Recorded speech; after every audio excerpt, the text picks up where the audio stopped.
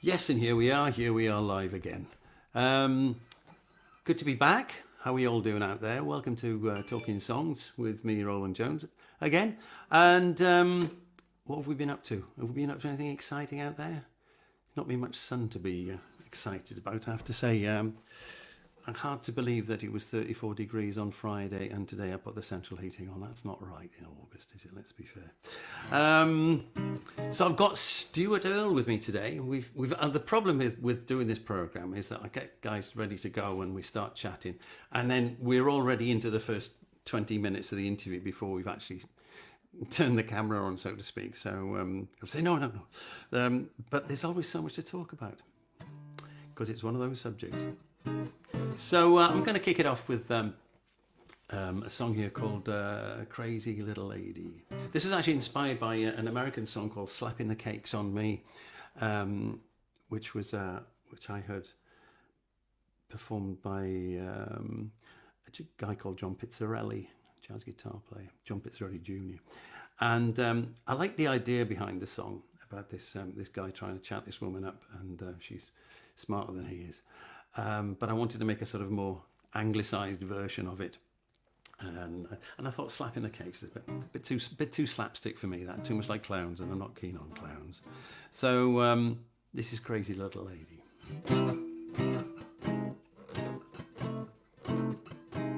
She was standing at the bar. She was blonde. She was cool. Soon I realized she was nobody's fool. She was winding me up. She was putting me down. This crazy little lady sure gave me the mess around. I said, would you have a drink with me? And do you have the time? She said, no to the first, and it's 9:15. She was winding me up. She was putting me down. This crazy little lady sure gave me the mess around. So I said, what is it that you like to do? She said, I like to drink alone. That'll be me without you. She was winding me up. She was putting me down. This crazy little lady sure gave me the mess around. Messing me around. I was wasting my time, but I was ready with my finest line. I said to you I would be eternally faithful. She said, you hope I'll be horizontally grateful. She was winding me up. She was putting me down. This crazy little lady sure gave me the mess around. Time for one last chance. Time for one last try. If this did not work out, it would have to be bye-bye. So I told her straight, I wanna take you to bed. As she thought romance was dead, she was winding me up, putting me down. This crazy little lady sure gave me the mess around.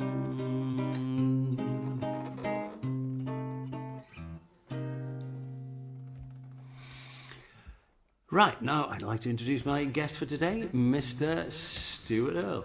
Hello, How are you, Roland. Stuart? I'm great. How are you? Nice to see you. That sounded a bit JJ Cale, you know. Oh, well, I'll take that as a compliment. Oh, definitely. Yeah, big fan. Yeah. I was at one of the States a couple of years ago, and I was sitting there with this band, and the mandolin player said, should we do, they call me The Breeze? And I went, yeah, sure, great song. And afterwards, the other guitar player told me that this mandolin player had actually toured with JJ Cale. And I'm like, and the weird thing was, brilliant. This guy, mandolin like this, and this guy was head and shoulders taller than, I'm 6'2", and he was head and shoulders taller than me and big. This tiny little man. Anyway, that's enough about me. What about you? So, what's your background? I mean, I don't know anything about your background. It was Steve Furbraith who said to me, "Get this man in." So, okay, right. Well, industrial life as a commercial design consultant. So, from that point of view, ran my own business for many years. Semi-retired now, and I took up. I was always playing the drums. All right. So I have since I was a little lad, and I played for many years. And I took the drums up because I couldn't be Steve Marriott. Basically, he was my big hero, and I couldn't sing. I couldn't play guitar, so that was a bit disappointing. So I took up the drums and played for years in many sort of semi-pro type bands, so that was great. But then I got to about the year 2000 and thought, I'd learnt a few chords years and years ago. I thought I'll try it again, and then ended up taking me over and ended up writing songs, and can't put it down now. So. Yeah, it's funny when you said Steve Marriott, the first thing I thought of was Tin Soldier. What a great song that was. He was awesome. Yeah. So what about your you mentioned Steve Marriott, obviously. What sort of other influences? What we've already mentioned on and off screen, JJ Cale. Yes. Ray Cooder, I think, cropped up in there. Well, I suppose British blues was a lot of the stuff that I was brought up on, like Free and Fleetwood Mac, etc. Kossoff's still one of my favourites. Sorry? Kossoff, still one of my favourites. Oh, yeah, absolutely. Yeah, wonderful brilliant. Play. Yeah.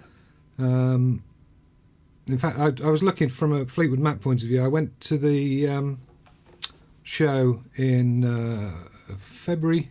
Yeah, it was late February, wasn't it? Before the lockdown, at the Palladium, where Mick Fleetwood did the Peter Green tribute. Oh, right. Obviously, we've just lost Peter Green. Yeah. But that was a fabulous night of his music, just brilliant. So I guess those. But I was a bit of a prog boy as well. I used to love Yes, still do. So going from the Beatles straight through all to that stuff and Genesis and blah blah. So, but yeah, I ended up doing sort of. I suppose Americana is where I'm at now. But yeah, it's well, I've listened to your most recent album, so give us a tune. Give us a tune. Tell us a bit about this song, and then sing us a song. Okay. Well, the first song I'm going to do is actually the first song I wrote.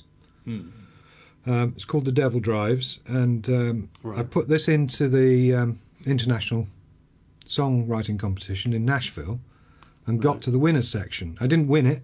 But I got to that section. So I've been trying to emulate it ever since and failing miserably. So yeah, this song gave me the impetus to carry on doing what I'm doing. And yeah, people seem to like it. So yeah, this is "The Devil Drives." Brilliant.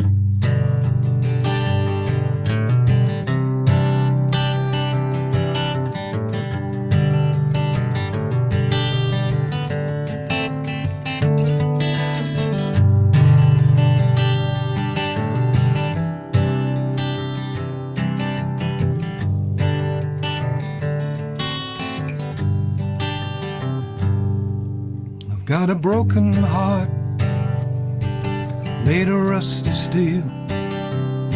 I've got a love for you, pounding like a driving wheel. Needs must when the devil drives. And guess who's in the driving seat tonight? I'm giving up the smokes, I'm giving up the booze. I'm living nice and clean, got too much to lose. But hey there, buddy, have you got a light? Well, guess who's in the driving seat tonight? Needs must when the devil drives. Gotta find a way out of here alive. Needs must when the devil's on your right. And guess who's in the driving seat tonight?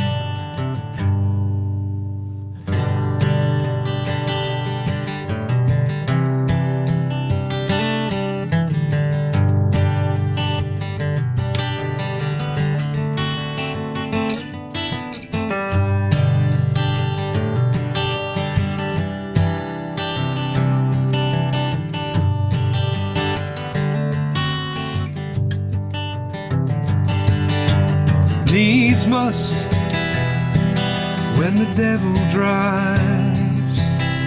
We gotta find a way out of here alive. Needs must when the devil's on your right.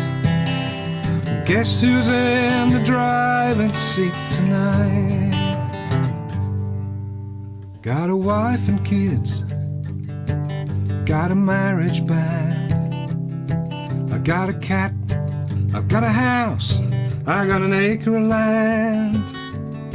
But there's a girl over there, she smiled at me alright. Well, guess who's in the driving seat tonight? Needs must when the devil drives. Gotta find a way out of here alive. Needs must when the devil's on your right. And guess who's in the driving seat tonight? Needs must when the devil drives. We gotta find a way out of here alive. Needs must when the devil's on your right. And guess who's in the driving seat tonight?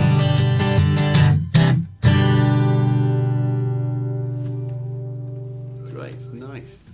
It's let me just ask you a question. The songwriting competition you're talking about, is that the one where you only submit the lyrics? No. No, that's actually the songwriting one, because there is one in the States where you only, which seems to me like an odd thing. It's a poetry competition, isn't it? Well, exactly. Yeah. So how did he go about doing the? Did you record it just as it stood there, or did you I recorded it in my duo partner and band guitarist Lyndon Webb. We recorded it in his attic. He's got a little recording studio, which is where we did the first album, and that went in from there. So it was pretty stripped down, to be honest. It wasn't much more than that. Yeah, yeah, all good stuff. Well, I think that's one of the things. One of the reasons I wanted to do this project really was because I think the songs are the basis of it, as far as I'm concerned. You know, I mean, you talked before about prog rock and stuff like that, and I can understand that, and at the time, yes, when I had Wasteland Fair, I was into that as well. But moving swiftly on from that, the thing for me is that essentially the thing about rock music, Americana, blues, whatever, it's essentially somebody with a guitar. You know, it still is guitar-based music, and I think there's a kind of simplicity. All about the song at the end of the day. Yeah. Yeah, exactly. And I think that's. Yeah, I can't noodle. I can't do all that stuff. So I just stick to the songs. Well, I think that's a good thing. I actually work with a producer. Well, somebody's got. Oh, hang on, what happened there? Are you still there? Yeah, I'm still here. I can still see you, hear you. I had some funny noises then. I worked with a producer the first time on the album I did a couple of years ago, and he was saying, "Oh, I'm not bothered about solos really." He said it's all about the song, and his idea on the production side was to say, like, at every verse, chorus, whatever, there's always something different that's happening. You may be adding another instrument or adding a harmony or a counter harmony or whatever. Yeah. And the instrumental bit, if you're going to have one, has to be part of that structure. It's not there to sort of leap out and grab you by the throat. It's a matter of like part of the progression of it. Dude. And I think that's part of the thing about doing these sort of sessions is it's, you know, a couple of people and a couple of guitars. I think that's important. Well, that's one thing I don't like about modern blues or rock blues is that it tends to sideline the song and the singer to blues noodling, which is, you know, why? Yes, why? You know, I mean, it's a different genre of music altogether, but I'm a big fan of Chet Baker, and if you listen to Chet Baker playing, you know, his solos on some of the recordings, like on My Funny Valentine, there's a beautiful. He plays half a verse solo, right? And that's it, and he says it all.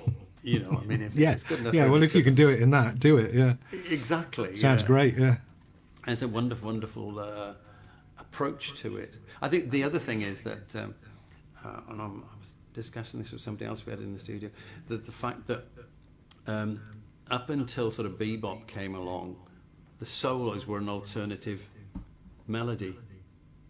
You know, the soloist would take the melody and play around with that rather than just soloing over the chords, which is what tends to happen these days. I think that's the way I try and see it anyway. Yes. So how do you approach songwriting? Do you think are you words or music, or do they just? I don't know. I can't answer that properly or sensibly, really. Sometimes it's chords and it's bits of songs or guitar that inspire something. Other times it's just words down and then I've got to find something to do that. So I don't know. I couldn't say that it's always one or more than one than the other, to be honest. I agree with you. It is one of those questions I like to know how people respond to it. I mean, some people, for example, I know guys who like to write and then record the stuff immediately. Right. I don't like doing that. I like writing a song and performing it and to see how it evolves before you live with it and learn to play it properly, if you like. I think I often write bits, and I often have sort of 5 or 6 songs in various stages of work in progress. Yes. So they are bits, and they're bits of chords and bits of words. Yeah. And then you stop at a certain point and you think, oh, okay, well, do that, and then get to some kind of demo of it. Really, that's and learn to live with it that way. I think it's quite interesting because, you know, if you look at, I mean, some of the great songwriters, people like Carole King. I mean, you know, she started off working in New York. You know, sat in an office all day for writing songs, just writing songs day in, day out, and production line. Yeah, exactly. But it's hard to believe that you know. I mean, Tapestry is still one of the great albums. Yeah, of course. And then, but having come out of that sort of background, to have something such an intense album, you know, beautifully performed, everything about it is just wonderful. Yeah. And I often wonder what you know, people who do the sort of songwriting courses at in the musical institutes these days, how they approach that. It's, I'd love to go on one. Yes, I would too, I have to say. Maybe we should. Maybe we should, yes. So what are you working on at the moment? And when did the new album, how new is that? It came out 1st of July. Right. Okay. So it is brand new. Fresh. And who's yeah. playing on it then? There's about 2 years of work in there. Some of the songs are newer, but some we've been running with the band for a couple of years. And you know, they're sort of quite firm favourites when we go out. So it's a real mixture of stuff. But you have these songs and you think that's an album, and then you write another song and you say, no, that song's got to go out because that one's got to go in. Yeah. So there's a bit of chivying to the front of the pack, if you see what I mean. Yes. Yeah. And the actual title track, you know, Cowboy State of Mind, was a relative newcomer to it. And I thought that's, you know, it's perfect name for title of the album. So yeah, excellent. It's got to go in. So when you play with the band, what sort of lineup have you got? It's the standard lineup. It's bass drums, myself on guitar and a bit of slide guitar, and Lyndon Webb on guitar. Right.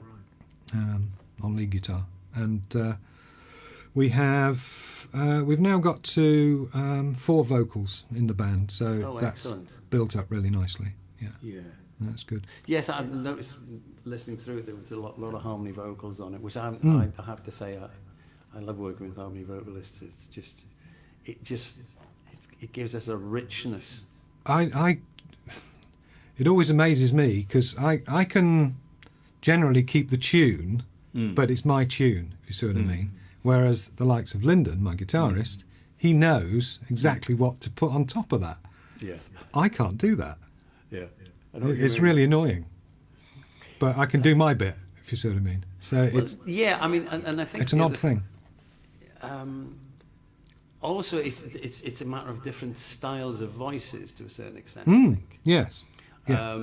On the not the last one because it was live, but the album before that, I had somebody called Hayley Williams doing the some harmony vocals for me, and she was just awesome. Absolutely incredible. Great, and Nigel, the producer, saying, "All right, well, look, just put that ooh in there, and then do the third, and then the fifth, and then right." Exactly. And she's like rattled it off, and the pitch Some was can. perfect. Oh, just awesome. Yeah. Just awesome. But we need people of different talents, don't we? Well, And exactly. Yes. Have you ever worked with a producer, or have you always worked on your own? Yes. For my album Peanuts and Monkeys, Michael Messer produced that, a slide guitarist. He's a good friend, and that was great fun. Yeah. We recorded so what's it the in lineup London. on that? It's basic. Well, one thing I insisted on was taking my guitarist with me, so Lyndon's on it, and then we had basically Michael's session band, Right. who were absolutely just phenomenal professionals who just sat down and played it. You know, we'll go through it once and then record it. Strange. Richard Corson also was on the album, and he engineered it and co-produced it. Now he worked with and played with or studied under Glyn Johns. Oh, right. So he's an interesting guy and terrific keyboard player. And it features Michael Messer as well. And we had BJ Cole guest on some of the tracks on that. Excellent. And it was great. You need to say no more. Yeah, that sounds quite. better. I'll have to It give was that just one brilliant. I'll have to give that a Lovely. listen. Do you want to do us another song? Yeah, sure. Okay. I'm going to do you a song off the new album. This is a song that I wrote I guess I started in 2017. In 2016, I went on a road trip with my brother to the States. And we went to, we flew into Atlanta, and then we went to Nashville and to Memphis, etc., down to New Orleans. And then we'd got tickets to see Bad Company and Joe Walsh in Houston. Oh, fabulous. Great. So we were driving along the Texas coast at a place called the Bolivar Peninsula, which is literally a spit of land that has a few houses along it and a road. And all the houses are like on stilts because of the tide and hurricane push on the water, so that they don't flood. It's a bizarre place. And it was really hot, and we pulled over and had a can of Coke. Other drinks are available. And we met this old guy who was just fishing, and he had a little dog, Jack Russell, called Jamaica. And this guy was just shirtless. He had a cap on, and we would talk to him, and he was saying that he'd lost his wife a couple of years before, and all he did now was he went fishing with his dog. And they slept in his SUV, which was parked right where he was fishing, and they just slept in there and then got up the next day and fished again. So, I mean, it's perfect songwriting material, really. Absolutely. So, I've embellished the basis of that story. So this is the Old Man by the Sea. Excellent.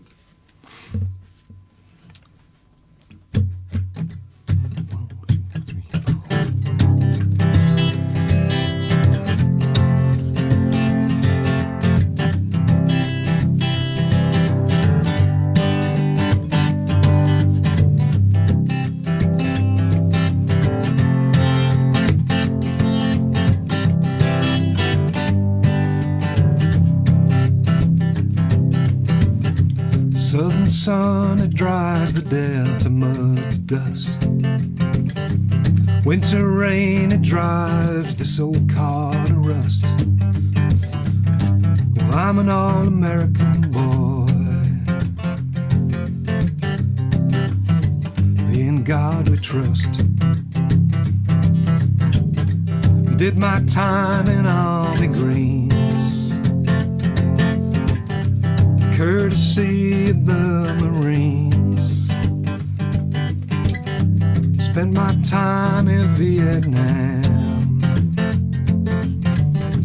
turned a boy into a man. I see the old man by the sea. Say there's a big one there for me. I wanna be here for the rest of my days, 'cause time is all I've got.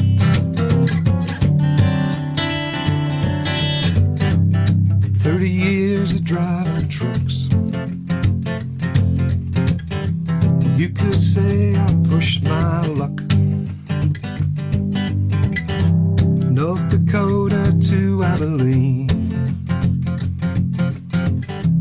every truck stop in between. Well, 2 years gone, I lost the woman I loved, taken early by the Lord above. I know we'll meet again someday. Till then I cast away. I see the old man by the sea. Say there's a big one there for me. I wanna be here for the rest of my days, 'cause time is all I've got.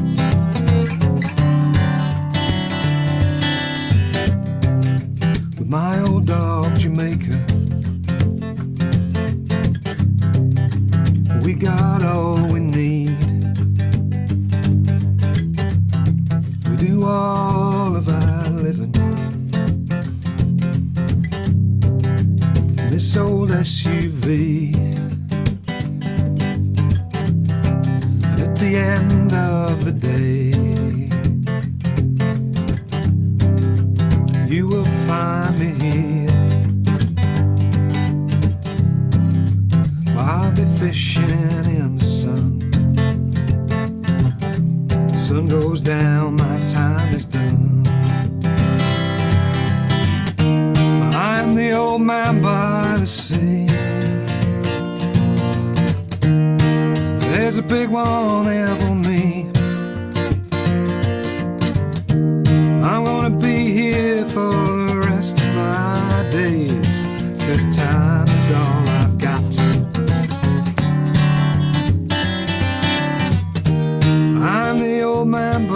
sea. Well, there's a big wall there for me. I will hold you for the rest of my days, 'cause time is all I've got. All right.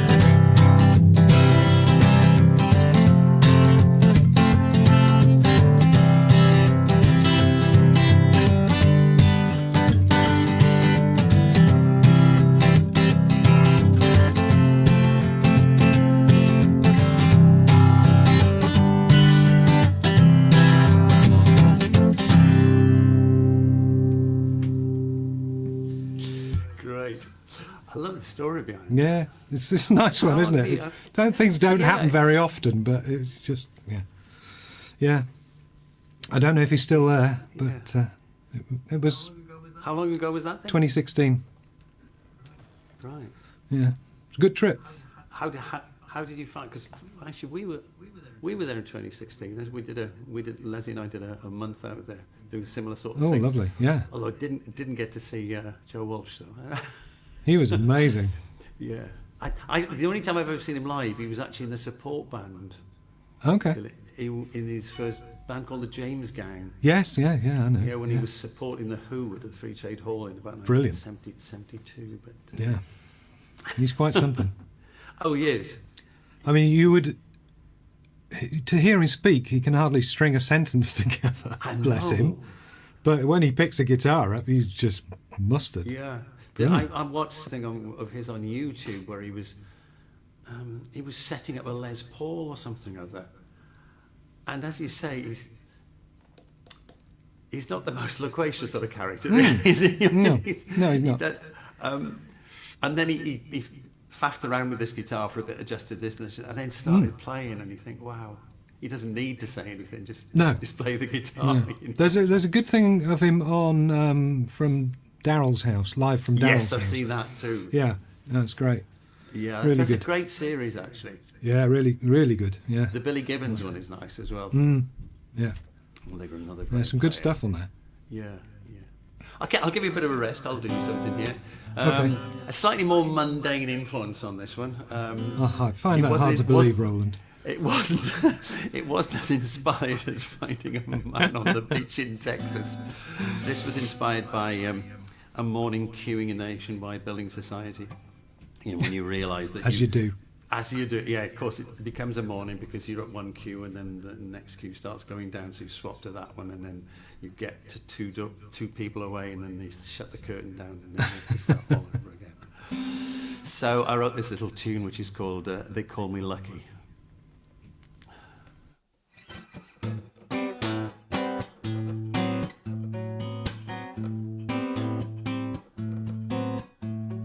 I'm always at the wrong window, always waiting in the wrong queue.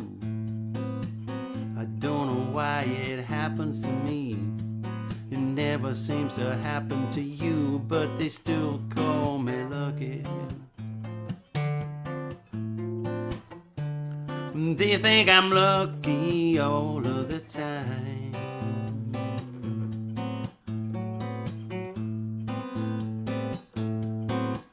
I got plenty of luck, believe me, but only of the bad, bad kind.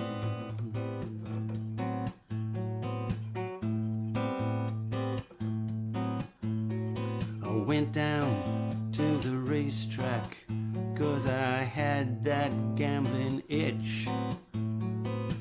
My first horse did not finish, and the second one fell in a ditch, but they still call me lucky. They think I'm lucky all of the time.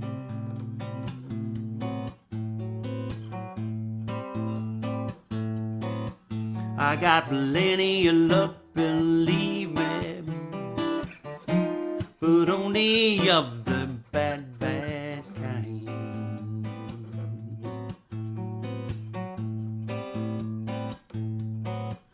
So I thought I'd try the dog track, 'cause I still had to scratch that itch. My dog didn't bother to start the race. I ain't never gonna be rich, but they still call me lucky.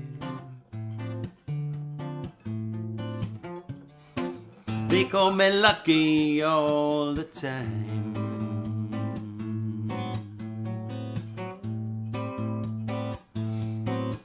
I got plenty of luck, believe me, but only of the bad kind.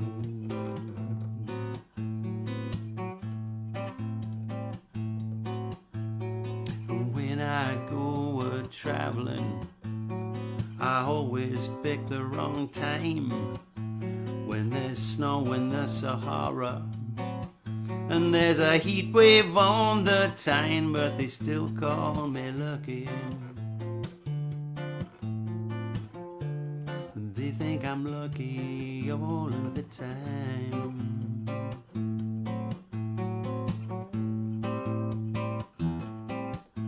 I got plenty of luck, believe me, but only of the bad kind.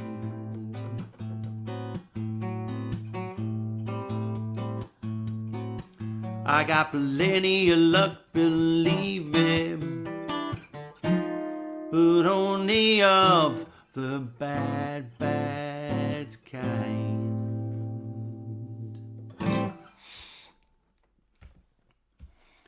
There you are. Oop. Are you with me?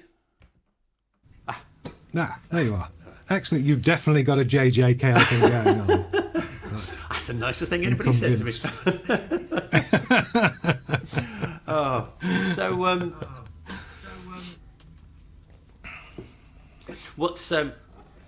what about anything else that you in terms of what you write?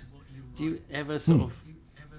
I mean, that's the nice example that he had there of actually picking a specific person and writing about them.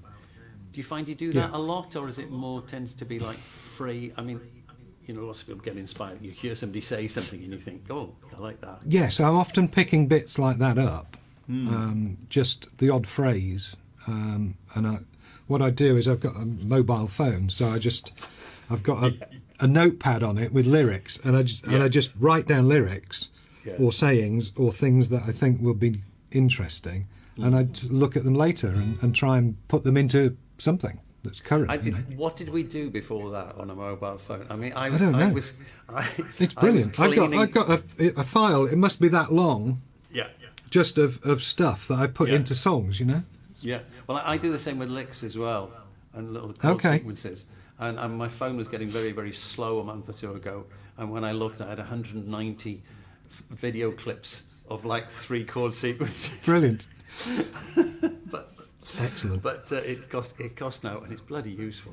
Oh, it really is. Yeah. No, it's great. So I'm always sort of cherry picking those little bits that you hear, and that can be on the TV or a conversation or whatever. You know. Just pick those things up, don't you? Really.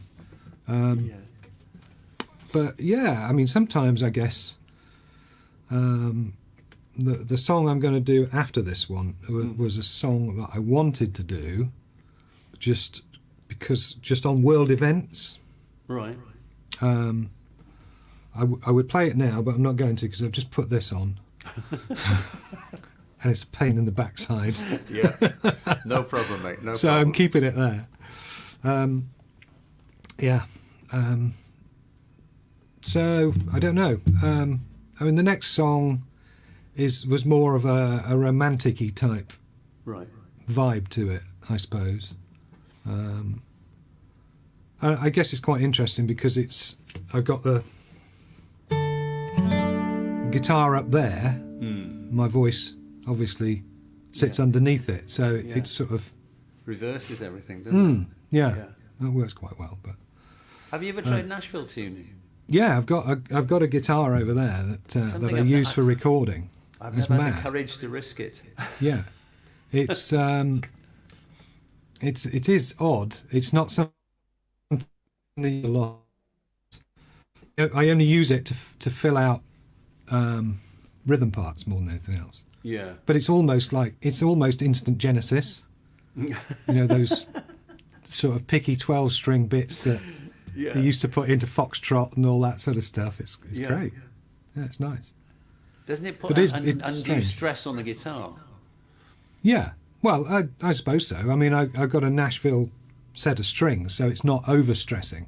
Right. Oh, do you actually sell them as a set? Oh, right. I didn't know that. Yeah, you don't have to murder a set of 12 strings to put it onto 6. So, no, you're all right. Yeah, you can order them on the internet. Oof, I might be tempted with that. Yeah, you should. But probably not with the tailor. No, don't put them on the tailor. Definitely not. Okay, let's see a love song then. Okay, this is called Waiting for the Heartache. Brilliant.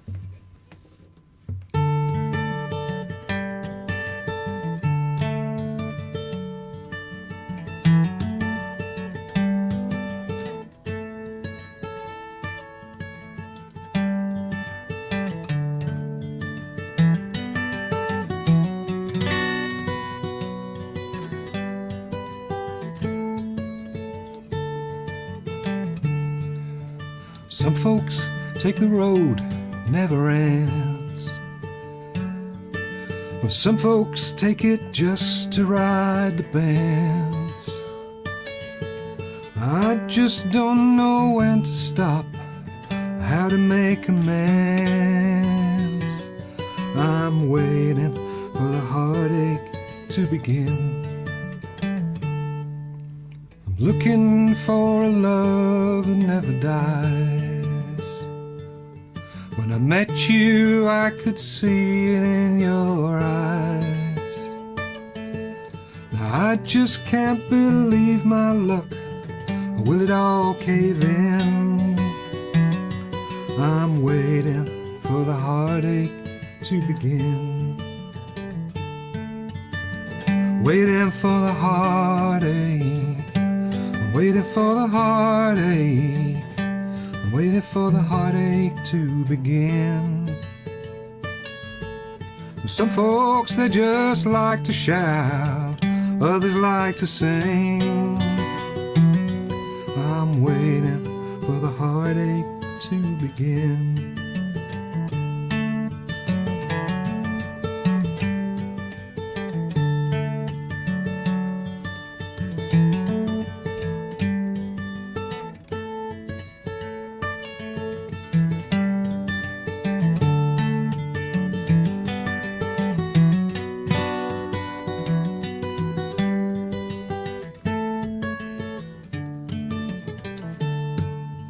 I can see that old sun is smiling, shining all around. He's coming round the corner when I'm on my way to town. He's only trying to catch me out while my guard is down.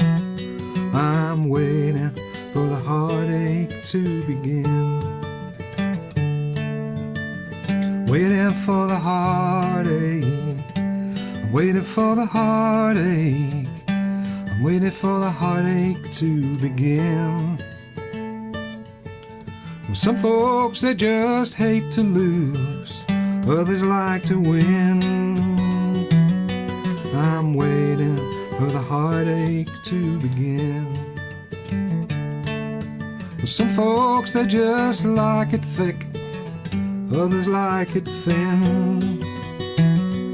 I'm waiting for the heartache to begin.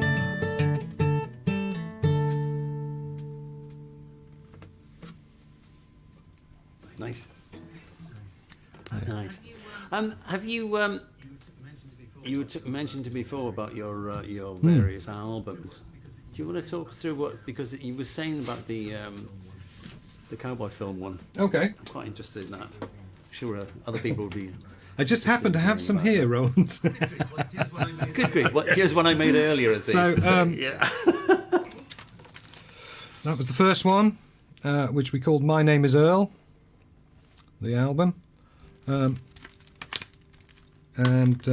then that was followed by Peanuts and Monkeys, which was produced by Michael Messer and also features Michael and BJ Cole and Richard Corson.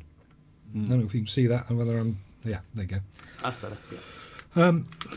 So that one, and then came... It was a personal... what's the word? Indulgence. That I had... I had some tunes, and they were all pointing towards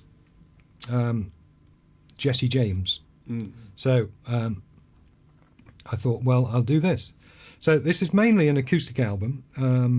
It does feature Michael Messer and several others, and it's continuous. So there are separate instrumentals, there are separate songs, but they're also sort of joined together in a sort of conceptual way with sound effects and cowboy noises, train noises, blah-de-blah-de-blah. It's wonderful. You should buy it. And people can get it from...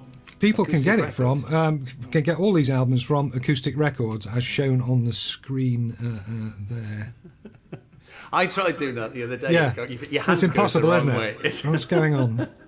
It's tapping your head, rubbing your Yeah. exactly. And then that, of course, is the latest one. Oh, it's gone again. It's bleeding out a bit. Cowboy There you go. State of Mind. Cowboy State of Mind. Yeah, so they're all available. I run Acoustic Records, so it's my little shop, really. So. Right. Let's go back to the review. Hey ho. Hey ho. Yes. What about your last choice of song? Okay. Is there anything we've not talked about that you'd like to talk about songs and songwriting, guitars? Oh, I got too many guitars, Roland. No such thing. I have a mug handy, which my wife bought me, says Yes. nobody can have too many guitars. That's the +1 thing, yeah. Yeah. I just love writing songs, really, and making music, and I can't wait to get back to doing a few gigs. That'll be nice. Oh God, yes. I've missed that God. big time. Yeah. But yeah, I mean, this is my garage that I converted to my studio. So I like spending time in here, and I've also started narrating audiobooks here as well. So that's interesting little diversion for me. Yes.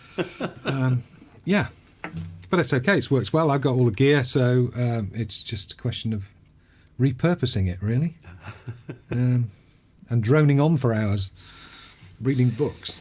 Yeah. It's out on Audible. Yeah. Yeah, well, you mentioned that to me before. The thing about because Audible are the ones that only do complete books, aren't they? Because some of the audiobooks, I think so.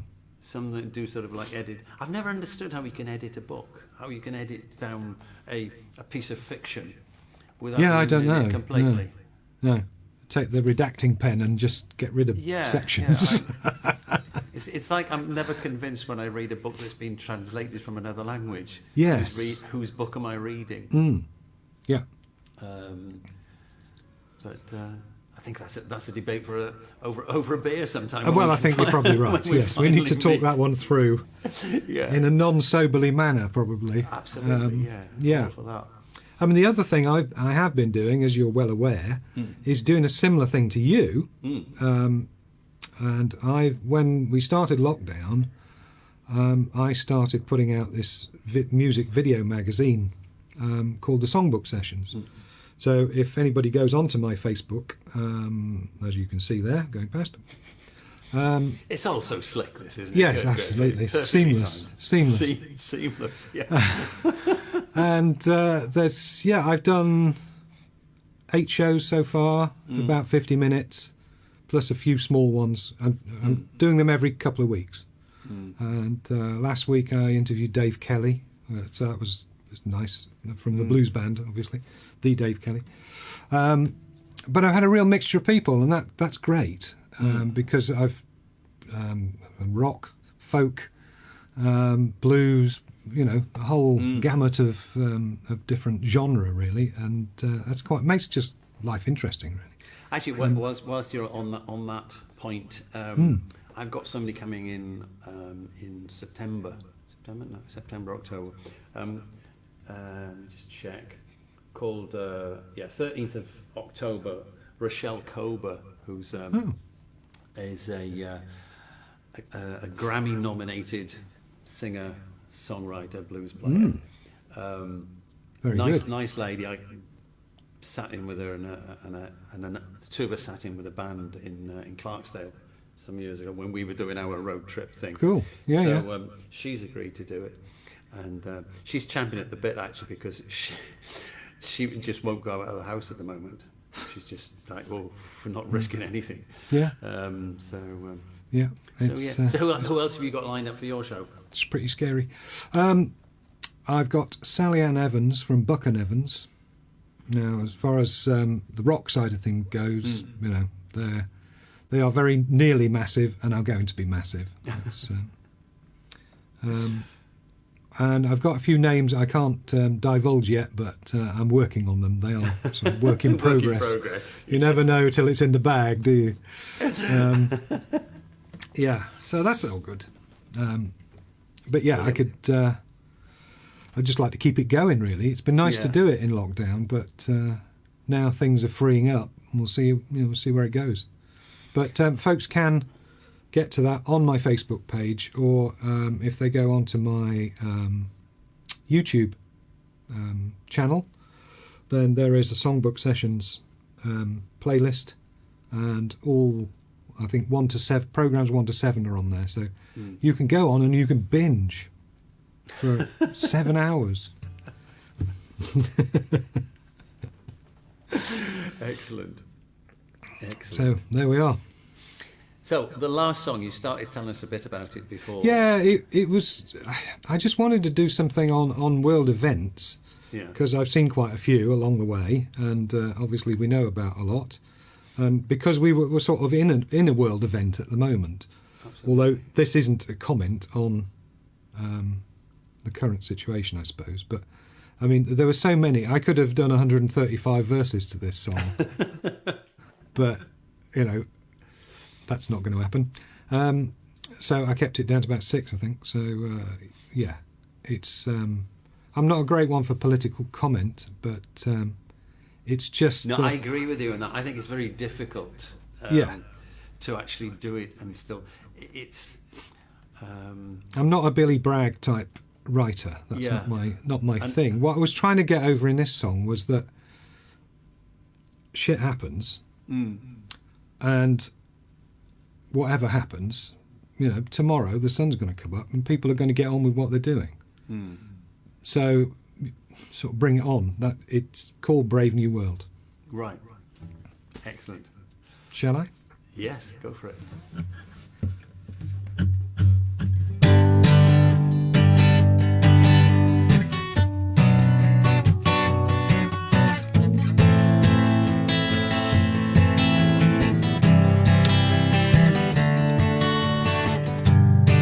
Where were you when the wall came down? You were running around, taking it all to town. What can you see? There's a man on the moon, but some people call it never happened at all. But hey, bring on a brave new world. Bring on the dancing girl. Bring on that la la la la la la la. What do you feel? Big brother's watching you. What's he looking for? We're in 1984. Do you remember the day John Lennon died, just like the day before, empty and cold to the core? But hey, bring on the brave new world. Bring on the dancing girls. Bring on that la la la la la la la.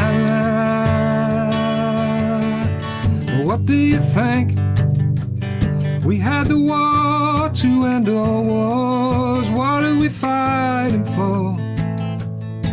Do we learn nothing at all? What can you say? We have nothing to give, but the speeches are free. Pity the poor refugee. But hey, bring on the brave new world. Bring on the dancing girls. Bring on that la la la la la la. Hey, bring on the brave new world. Bring on the dancing girls. Bring on that la la la la la la.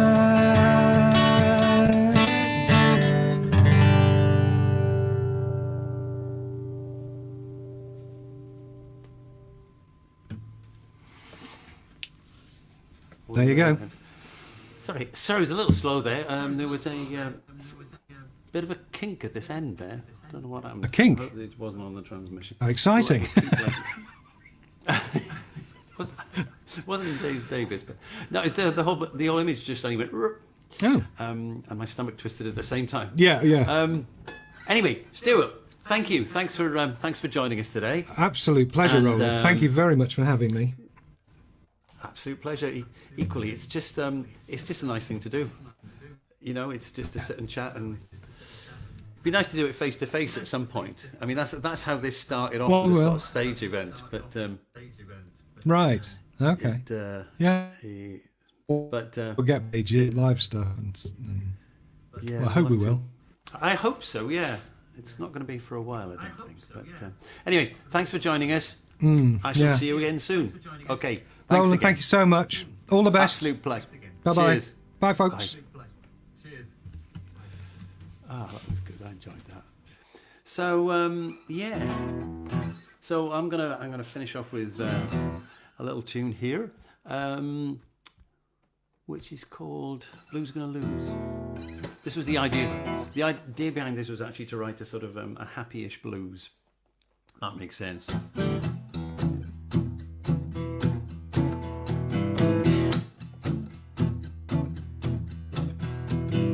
Nobody stole my Cadillac, 'cause I didn't have one to steal. Nobody stole all my blue suede shoes, but I guess I know how that might feel. I don't have $1,000 suits, but just a t-shirt and my old blue jeans. And this time the blues gonna lose. This time the blues won't get me, and this time I'm gonna win. This time the blues won't get me, and it won't be around again. This time the blues won't get me, 'cause I woke up feeling fine. This time the blues gonna lose. I didn't drink bad whiskey, that's why I woke up feeling fine. There's plenty of food in the kitchen, and I do not have to drink cheap wine. On days like this I realize I wasn't born under no bad sign. This time the blues gonna lose. This time the blues won't get me, and this time I'm gonna win. This time the blues won't get me, and it won't be around again. This time the blues won't get me, 'cause I woke up feeling fine. This time the blues gonna lose. I won't be leaving in the morning, and I won't be jumping no trains. I don't have have a long road to travel. I'm not waiting for hard rains. I can feel it in my body, and I can feel it pumping through my veins. And this time the blues gonna lose. This time the blues won't get me, and this time I'm gonna win. This time the blues won't get me, and it won't be around again. This time the blues won't get me, 'cause I woke up feeling fine. This time the blues gonna lose. I said this time the blues gonna lose. This time the blues gonna lose.